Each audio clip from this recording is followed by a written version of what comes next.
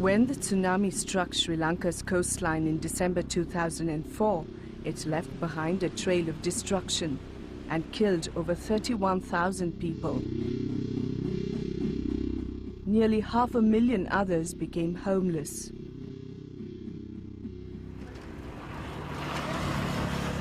The local temple in this village, in the eastern Ampara district too, was destroyed. The idols of the village god now sit in this temporary shelter. Kandaya Pillai Mangai Karasi used to live just across the road from where the old temple stood. Her father, who lived next door, was killed in the tsunami. A year and a half after that catastrophic event, Mangai Karasi is yet to return to her original home as it's damaged beyond repair. For almost a year now, this transitional shelter built by the International Organization for Migration, IOM, has been home to Mangai Karasi and her children. Her mother and sister live in the adjoining shelter. IOM replaced lost assets so that they could rebuild their livelihoods. Both women now earn a living by selling snacks for breakfast.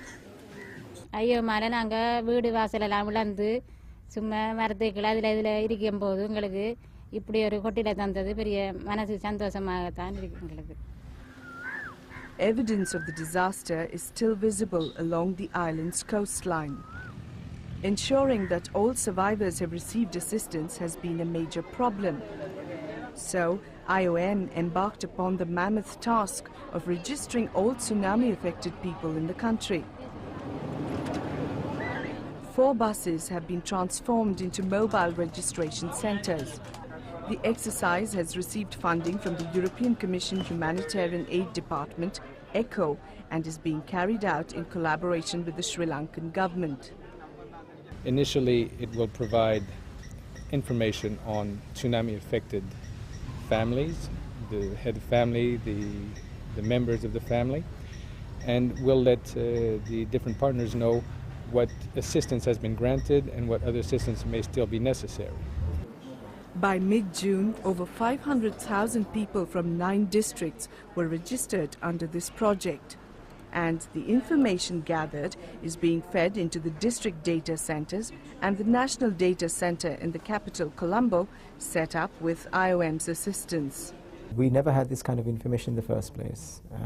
Pure identity information down to the fingerprint and photograph level was never in the public domain. From that standpoint, it's a step in the right direction. Ultimately, we need to escalate this to a national registration process.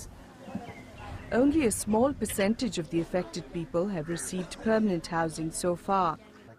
The new housing policy announced by the government recently is aimed at easing this problem. However, thousands of families are likely to remain in transitional shelters for a considerable period of time.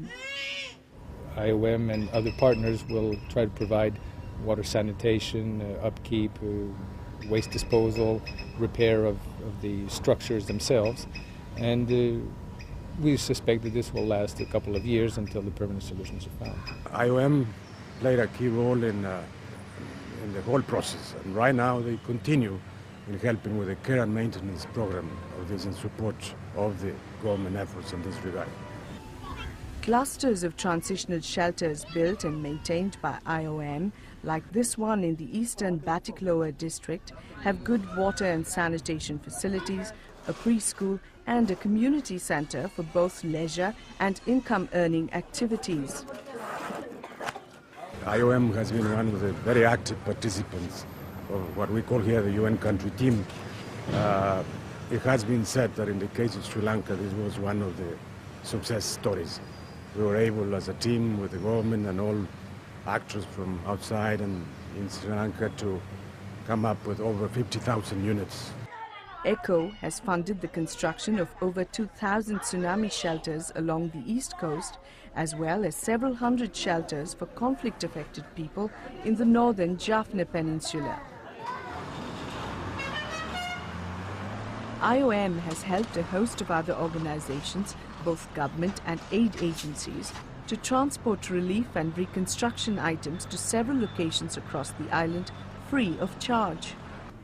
These trucks have made over 2,000 trips since last October, delivering crucial aid material. You find IOM sort of fitting into a very interesting niche with ourselves. That on the one hand, when we're using our eco money, IOM can be there and delivering perhaps what it's most famously known for. But then equally, when we're in the reconstruction phase, with all their contacts on the ground that they've built up in those periods of insecurity, they're able to move on developmental stuff. A key component of IOM's tsunami recovery program is providing livelihood to survivors. Over 2,000 families have regained lost livelihoods with help from eco-funded projects. I think that the Sri Lankans, whatever ethnicity they come from, they're very strong, and you saw that even right after the tsunami. Velmurugan Ravindran lives in what's virtually a village of goldsmiths.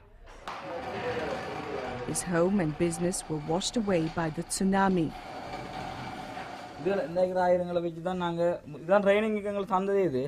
அதுக்கப்புறம் இது தந்தவங்க இதில் வச்சு தான் நாங்கள் இதெல்லாம் செய்து இப்போ எங்களுக்கு இந்த சுகமாக இருக்குது வேலையே கூட சுகம் இருக்குது இப்போ பழைய நிலைமைக்கு நாங்கள் வந்திருக்கோம் ஓரளவு வேலை செய்து இன்னும் போக இன்னும் IOM also organized training in the art of setting precious stones for 120 goldsmiths from the village.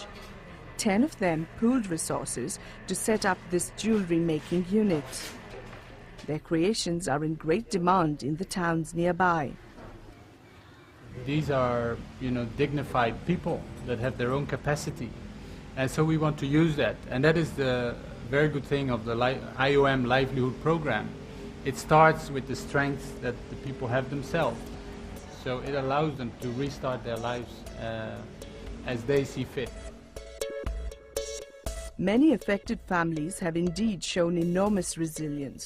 With a little help, they've overcome their grief and are taking small steps towards rebuilding their lives.